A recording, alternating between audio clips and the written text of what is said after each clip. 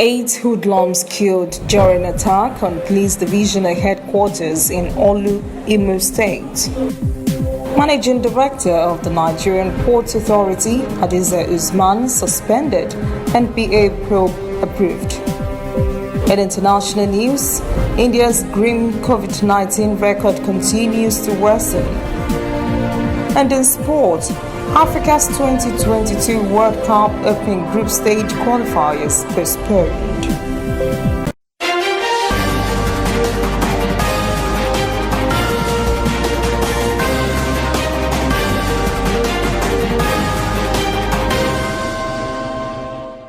This is ANN News. I am Olajumoke Olatunji. 8 hoodlums were neutralized by police in Olu, Imo State when the police divisional headquarters were attacked on Thursday night. The police said the hoodlums, who are yet unidentified, were repelled by a joint security operation. The gun battle between police and the hoodlums was said to have lasted for some 3 hours, during which 3 vehicles were recovered from the hoodlums. ANN will provide further details as they become available.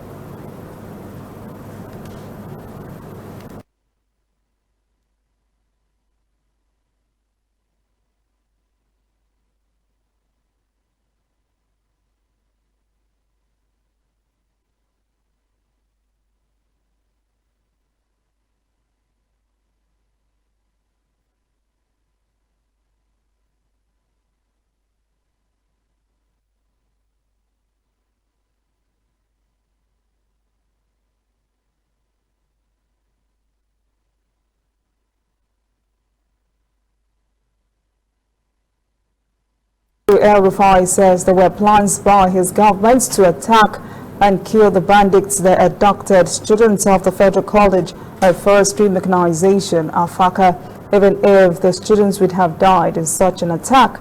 The governor said such deaths would have been considered collateral damage. The price he said his government would have been willing to pay rather than compensate the criminals with ransom payments.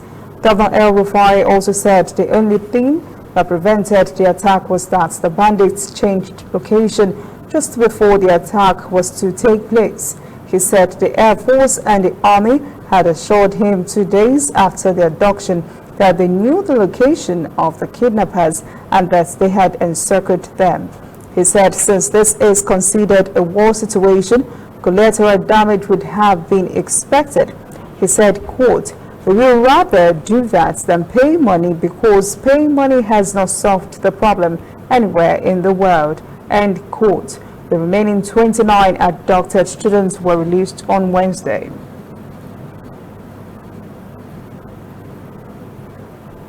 President Muhammadu Buhari has suspended the managing director of the Nigerian Ports Authority, Hadiza Usman. He has also approved a probe of the NPA. This follows the recommendation of the Transport Minister, Rotimi Amechi, who has called for an administrative panel of inquiry to investigate the NPA management. For the duration of the probe, NPA's Executive Director of Finance and Administration, Mohammed Koko, will act as the MD.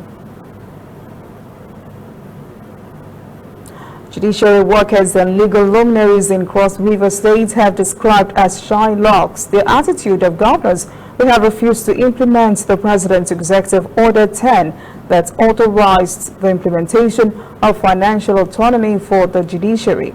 They have also revved up calls for their impeachment. Chairman of the Cross River State Judiciary Staff Union of Nigeria, JUSU, Comrade Asanya Ebong, says the action of those governors is regrettable as they continued to flout the President's executive order. Ebong has called on the House of Representatives to, quote, "do the needful, maybe impeachment," end quote. He said the governor's decision not to obey constitutional provisions is an impeachable offense. There is so much going on in the world of digital economy from which Nigeria has not been benefiting. An entrepreneur is working to change the story to help the nation tap into the multi-trillion-dollar global digital economy. Correspondent Kelechi Mekalam reports. Software engineer Tomi Ayoride quit his job 5 years ago to start a flexible financial distribution service network.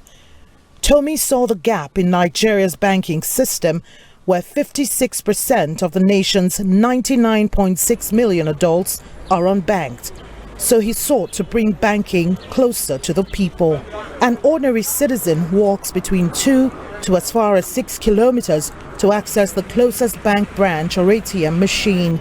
And it's even further in rural areas.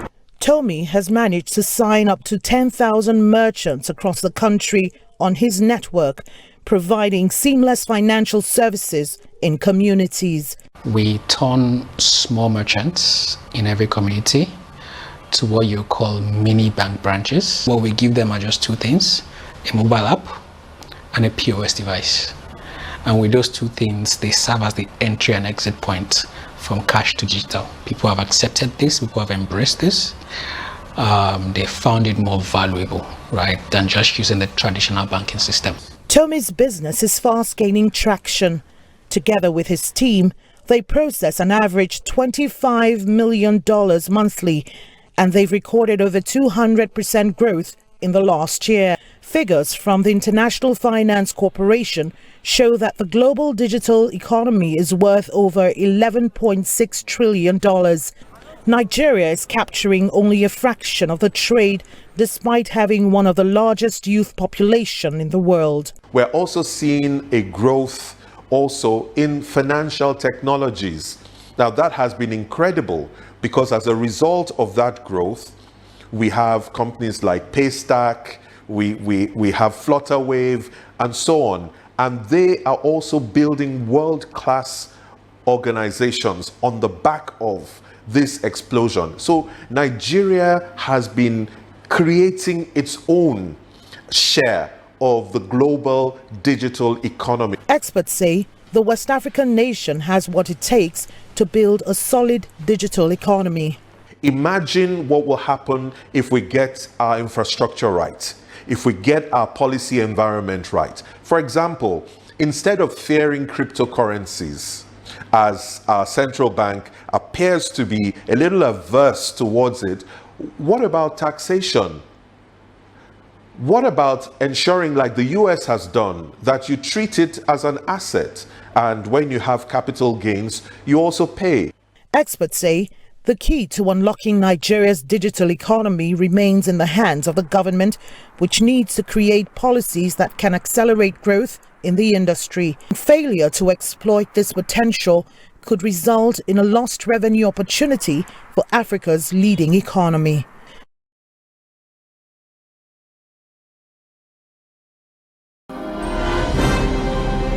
Coming up, African stories.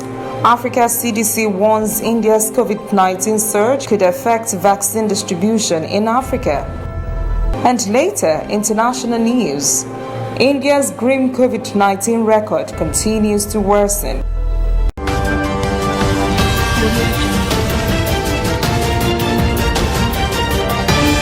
You are watching ANN. Susu is fine. No, she's not crying, oh. But we are watching cartoon. Ask grandma, I'm the one that used to take care of Yabo that time. Take your time. They cry, oh, daddy, oh, daddy, oh. I will call you back. Your daddy is calling.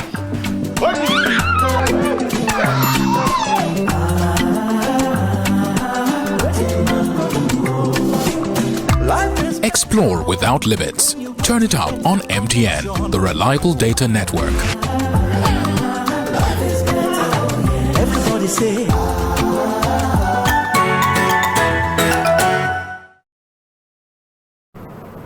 Welcome back. This is ANN News. Africa is getting more concerned about the devastating records being set every day in India's COVID-19 situation. African Centers for Disease Control and Prevention sounds the alarm. The COVID-19 surge in India may affect vaccine distribution here in Africa. Correspondent Gideon Chala has that story. The unexpectedly rising COVID-19 new cases and deaths due to the pandemic in India continue to worry the African continent. What's even worse is Due to the decisions of the Indian authorities to halt vaccines exports, African vaccination plans remain in jeopardy. There is no doubt that the India situation, as we have discussed on this platform already, has severely impacted the predictability of the rollout of our vaccination programs, and will continue to do so for the coming weeks and perhaps months. But there is also good news. Because of the arrangements made earlier with Johnson & Johnson, Africa could receive at least 120 million doses of vaccines soon. That supply will start hopefully, not hopefully, but the agreement and the contract says it will start delivery the first quarter, the beginning of the third quarter. So I think that is what we have in our hands, and we are doing all we can to address the situation from the African Union side as much as possible. Africa so far has received close to 32 million doses of COVID-19 vaccines, with about 18 million doses administered already. That number is too low compared to the more than 1.4 billion people residing in the continent. So for now, Africa is advised to focus on strengthening COVID-19 preventive measures until enough vaccine doses are secured. The current chairperson of the African Union, who is also president of DR Congo, Felix Tshisekedi, will be hosting a continent-wide meeting which will bring all health ministers of member nations. This emergency gathering, which will take place by the end of this week, has aimed to put the continent on alert and discuss what Africa must do to collectively ensure that a spike of corona cases like in India will not happen in the continent. When the avian flu broke out in South Africa recently, many countries banned the importation of its poultry products. Now, some of those countries have begun relaxing the ban to allow imports. Correspondent Sumitra Nidu reports. SA Poultry believes the avian flu outbreak is contained to 3 affected farms in Gauteng and in the Northwest Province. Authorities are managing to contain the outbreak, drawing on their experience from a devastating outbreak in 2017. What the Department of Agriculture have done in the past, and also during this outbreak, was to negotiate with the importing countries that import from South Africa for what we call compartmentalization. And that is really something similar to our provinces, where we try to keep certain provinces negative of the disease, and others that might be positive will obviously be banned. So we do have a successful system of compartmentalization. And only 2 compartments are currently registered as positive for the disease.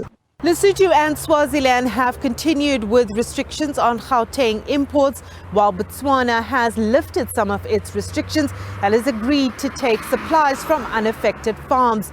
Mozambique continues to import unrestricted. Various programs or systems were put in place since 2017 to assist us in not getting the disease, firstly, and then secondly, once you get the disease, how we can control the spread of the disease.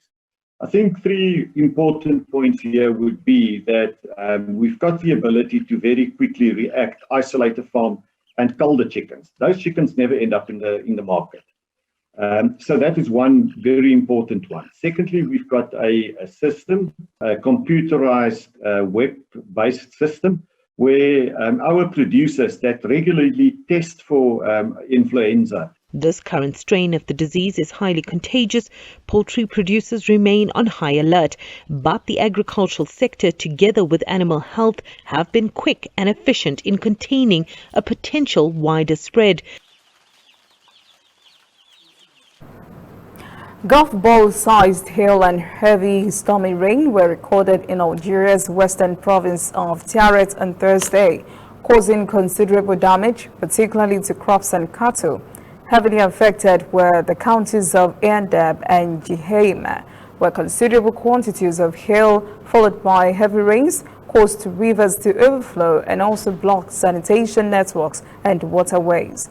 Parts of Endeb were flooded and roofs of old tiled houses were also damaged. The storms uprooted trees while the hail shattered vehicle glass windows. Crops and cattle also experienced severe damage. When we return, international news. India's grim COVID-19 record continues to worsen. And later, sport. Africa's 2022 World Cup opening group stage qualifiers postponed.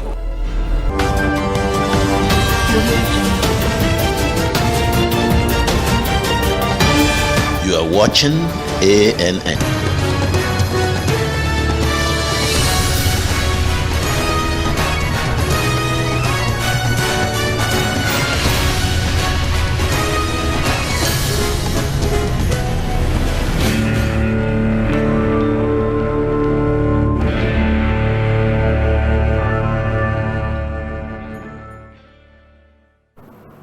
Welcome back. This is ANN News.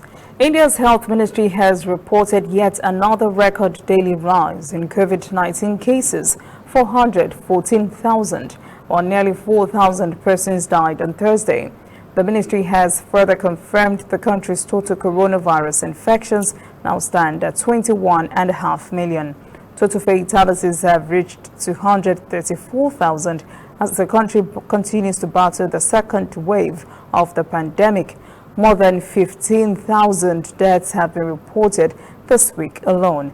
Principal Scientific Advisor to the government, Vijay Rahashah, describes the continuously rising cases as a very critical time in the history of India and has warned of an inevitable third wave.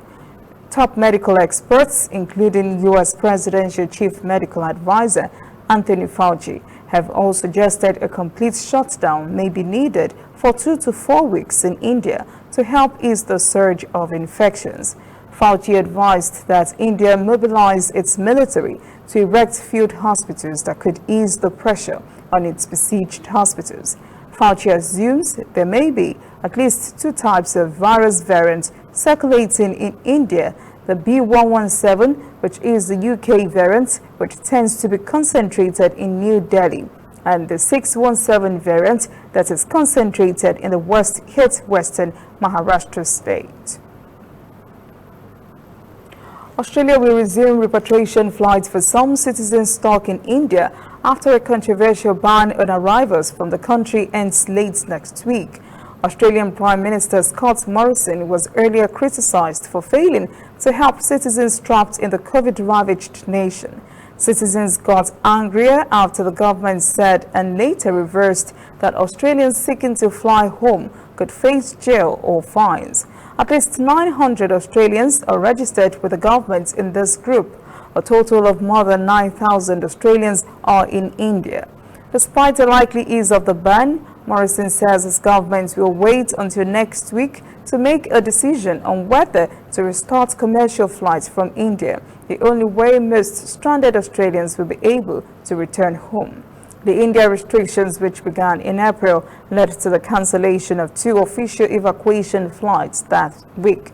The tough measures were introduced because of India's escalating COVID crisis. A German newspaper has alleged that France is delaying a European Union order for nearly 2 billion doses of the BioNTech Pfizer COVID-19 vaccine planned for the next 2 years. In its report, German daily Der Welt says the reasons for Paris' hesitation was unclear, but diplomats had speculated it might want French companies to play a bigger role in vaccine production. Der Welt reported that French representatives asked for clarifications and raised questions about vaccine orders at recent meetings of European Union ministers.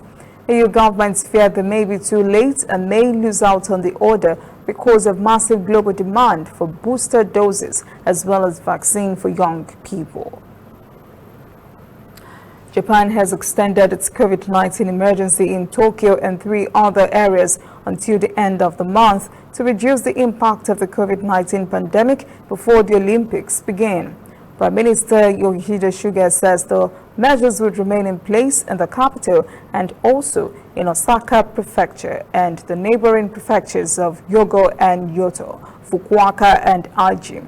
Minister of the Economy Yasutoshi Nishimura affirmed that earlier measures introduced at the end of last month did not achieve much. These new measures in place, restaurants serving alcohol and large shops have been asked to close. Those who go against the measures will incur fines. All offices will close at 8 p.m. Japan has reported 620,000 infections and more than 10,000 deaths since the start of the pandemic. Osaka, currently the epicenter of Japan's fourth wave of COVID-19, has run out of hospital beds for patients with serious symptoms.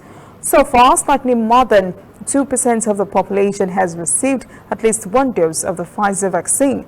That is the only vaccine the health ministry has approved. Japan has used just 15% of the stockpile, with 24 million doses sitting in freezers. Florida Republican Governor Ron DeSantis has signed a bill tightening voting rules in its pivotal presidential swing state. The new law restricts the use of drop boxes for postal ballots, adds new ID rules, and requires voters to reapply for mail-in ballots more regularly. Republican legislators in dozens of states have pursued such bills after former President Donald Trump claimed he lost the 2020 election because of widespread voting fraud.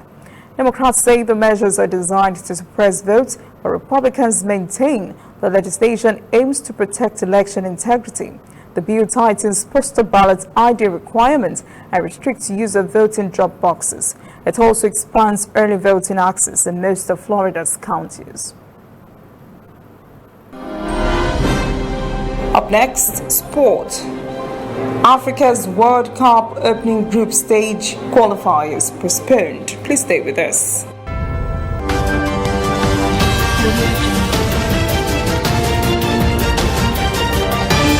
You are watching ANN. Somewhere in the world, every second of the day, news is happening. And of course, Nigeria is bustling with news day and night.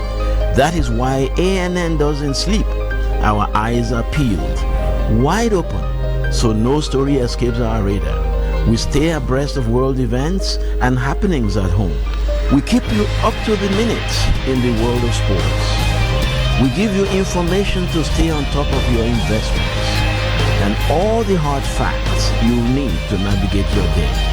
If you miss us on air, you can keep up to date on our website and on our social media platforms, Twitter, Instagram, and Facebook at ANN Africa TV. We are ANN, Africa News Network. We do news right in a truly African spirit. Welcome back. This is ANN News. In sport, the opening group matches of Africa's qualifying campaign for the 2022 World Cup have been postponed from June to September. Football World Governing Body FIFA says the qualifiers are now scheduled to take place in the existing windows of September, October and November 2021 and March 2022. Confederation of African Football (CAF) says it will its protocols and processes to enhance the implementation of COVID-related protocols. 40 African nations are bidding for one of 5 places for the continent at the finals in Qatar. Australian former rugby league player Jared Hayne has been jailed for 5 years and 9 months for sexual assault. A jury found 33-year-old Hayne guilty of attacking a 26-year-old woman in her home in 2018. Hayne won the 2013 Rugby League World Cup with Australia. This was the second trial in the case after a jury could not come to a decision in December. District Court Judge Helen Swain says Hayne was fully aware the victim was not consenting, but he went ahead anyway. That is ANN News this evening. Thank you for joining us. For details on these and other breaking stories, visit our website, annafrica.news. Conversation continues on our social media platforms, Twitter, Instagram, and Facebook at ANN Africa TV. I am Olajumoke Olatunji. Have a great weekend.